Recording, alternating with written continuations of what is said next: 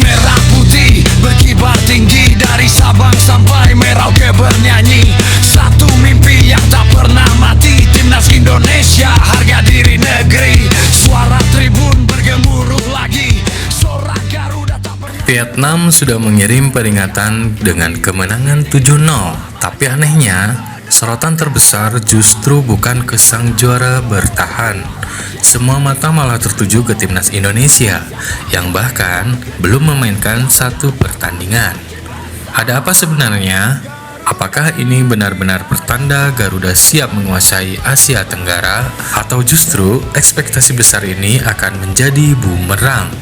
Yuk kita bahas di video kali ini. Piala AFF 2026 akhirnya resmi dimulai. Dua laga pembuka langsung tersaji dengan hasil yang cukup menarik. Singapura sukses mengalahkan Kamboja dengan skor tipis 2-1. Sementara Vietnam tampil menggila. Tim asuhan Kim Sang-sik menghancurkan Timur Leste dengan skor 7-0. Hasil itu jelas menjadi modal sempurna bagi Vietnam. Selain mengamankan 3 poin, kemenangan besar tersebut juga mengirim pesan keras kepada semua rival bahwa mereka datang sebagai juara bertahan yang siap mempertahankan tahta. Tapi lucunya, meski Vietnam pesta gol, perhatian publik justru lebih banyak tertuju kepada timnas Indonesia yang baru akan menjalani pertandingan pada 27 Juli nanti. Kenapa bisa begitu? Jawabannya ada pada satu kata, market value. Untuk pertama kalinya dalam sepanjang sejarah Piala AFF, timnas Indonesia datang sebagai skuad dengan nilai pasar tertinggi di turnamen. Bukan cuma nomor 1, selisihnya bahkan cukup jauh dibanding negara-negara peserta lainnya. Yang lebih menarik lagi, angka fantastis itu bahkan belum memasukkan beberapa nama besar yang masih berpotensi memperkuat Garuda. Artinya, banyak yang mulai percaya kalau timnas Indonesia memang layak disebut sebagai kandidat juara paling serius tahun ini.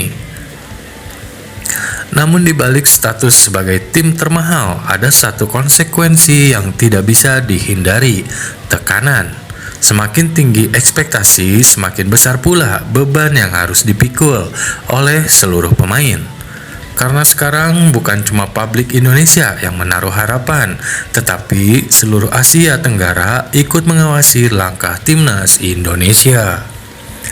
Sementara itu, Vietnam benar-benar membuka turnamen dengan sangat meyakinkan. Gol demi gol terus mengalir sejak menit awal pertandingan.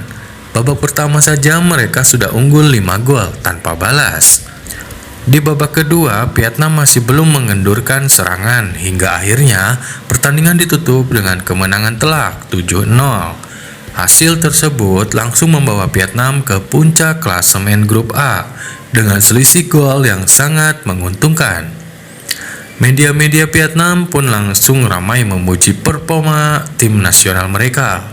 Namun ada satu media yang justru mengambil sudut pandang yang berbeda, seperti media Soha, malah lebih banyak membahas timnas Indonesia.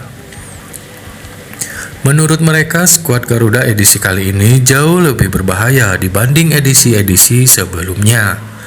Alasannya cukup jelas, Indonesia sekarang memiliki kombinasi pemain yang lebih lengkap. Ada pengalaman internasional, kualitas teknik yang sangat matang, kedalaman skuad yang lebih baik, hingga kehadiran beberapa pemain muda yang siap mencuri perhatian. Salah satu nama yang disorot adalah Michael Baker. Penyerang muda berusia 19 tahun itu disebut memiliki postur ideal, kuat di kotak penalti, dan diyakini bisa menjadi senjata baru bagi lini depan Garuda.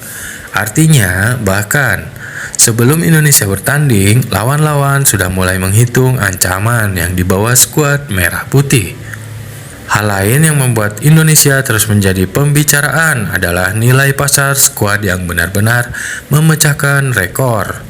Selama bertahun-tahun, posisi tim dengan market value tertinggi biasanya ditempati oleh Thailand atau Vietnam. Bahkan pada AFF 2018, Filipina sempat menjadi yang teratas berkat banyaknya pemain yang berkarir di Eropa.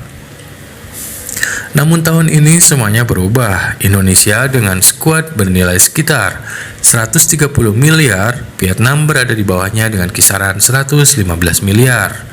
Thailand menyusul sekitar 95 miliar. Lalu ada Singapura dengan sekitar 64 miliar. Dan Malaysia sekitar 57 miliar. Angka-angka itu menunjukkan betapa seriusnya Indonesia membangun tim dalam beberapa tahun terakhir. Mulai dari pemain diaspora, pengalaman di Piala Asia, hingga kualifikasi Piala Dunia. Semuanya kini berkumpul dalam satu skuad. Tapi ada satu hal yang harus diingat. Sepak bola tidak pernah dimainkan di atas kertas. Market value memang bisa menunjukkan kualitas pemain. Namun, yang menentukan juara tetaplah perform selama 90 menit di lapangan. Selain persaingan yang semakin panas, AFF 2026 juga menghadirkan sejumlah aturan baru. Beberapa regulasi kini diadaptasi dari standar sepak bola internasional untuk membuat pertandingan lebih cepat, lebih adil, dan lebih efektif. Mulai dari sistem 5 pergantian pemain, pembatasan waktu saat lemparan ke dalam, dan tendangan gawang, aturan pemain yang mendapat perawatan, hingga sanksi bagi pemain maupun ofisial yang sengaja memprotes pertandingan secara berlebihan. Yang paling menarik tentu saja penggunaan VAR di seluruh pertandingan sejak fase grup hingga final. Dengan teknologi ini, keputusan wasit diharapkan menjadi lebih akurat, sehingga kontroversi bisa diminimalkan. Artinya mulai sekarang setiap gol, penalti, kartu merah, hingga kesalahan identitas pemain akan mendapat pengawasan yang jauh lebih ketat. Nah, sekarang pertanyaan sederhana, apakah status Indonesia sebagai tim dengan market value tertinggi benar-benar akan merubah menjadi trofi juara? Atau justru semua anggap fantastis itu hanya akan menjadi statistik yang indah di atas kertas? Karena pada akhirnya sepak bola bukan siapa yang paling mahal, tetapi siapa yang paling kuat menghadapi tekanan. Vietnam sudah memberi peringatan, Thailand tentu tidak akan tinggal diam, dan Indonesia kini berada di posisi yang membuat semua orang penasaran. Apakah Garuda benar-benar siap memikul ekspektasi sebesar ini? Jawabannya sebentar lagi kita akan lihat langsung di atas lapangan, bukan lewat headline media, bukan lewat perdebatan di media sosial, melainkan lewat 90 menit yang akan menentukan siapa penguasa Asia Tenggara. Gimana menurut kalian? Apakah timnas Indonesia benar-benar layak menjadi favorit juara AFF 2026? Atau justru Vietnam masih menjadi tim yang paling kuat? Tulis pendapat kalian di kolom komentar. Karena saya ingin membaca opini kalian satu persatu. Dan satu hal yang menarik, kalau kita melihat beberapa tahun ke belakang, Indonesia hampir selalu datang dengan status tim yang sedang berkembang. Ekspektasi memang ada, tapi belum sebesar sekarang. Namun, AFF 2026 benar-benar berbeda. Sekarang Indonesia datang dengan label tim termahal, dihuni banyak pemain yang sudah merasakan atmosfer Piala Dunia. Artinya, alasan untuk sekedar berkata masih proses mulai semakin tipis. Publik tentu berharap hasil yang nyata, tetapi justru disitulah tantangan terbesar dimulai. Karena semakin tinggi posisi sebuah tim, semakin besar pula keinginan lawan untuk menjatuhkannya. Bisa dipastikan setiap negara akan menganggap pertandingan melawan Indonesia seperti laga final. Mereka akan bermain habis-habisan. Mereka ingin membuktikan bahwa harga pemain tidak selalu berbanding lurus dengan hasil pertandingan. Dan itulah yang membuat turnamen kali ini terasa jauh lebih menarik. Vietnam sudah membuka turnamen dengan pesta gol. Thailand masih menyimpan kekuatannya. Malaysia dan Singapura juga tidak bisa pandang sebelah mata. Sementara Indonesia justru masih menyimpan semua misterinya. Kalau menurut kalian, siapa kandidat juara AFF 2026? Indonesia atau Vietnam atau Thailand?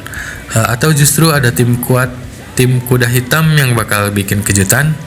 Tulis prediksi skor dan tim juara versi kalian di kolom komentar. Kalau video ini bermanfaat, jangan lupa like dan subscribe dan aktifkan lonceng notifikasinya supaya kalian tidak ketinggalan update terbaru seputar Timnas Indonesia AFF 2026 hingga kabar para pemain diaspora. Terima kasih sudah menonton sampai akhir. Saya pamit, sampai jumpa di video berikutnya. Salam olahraga dan salam Garuda.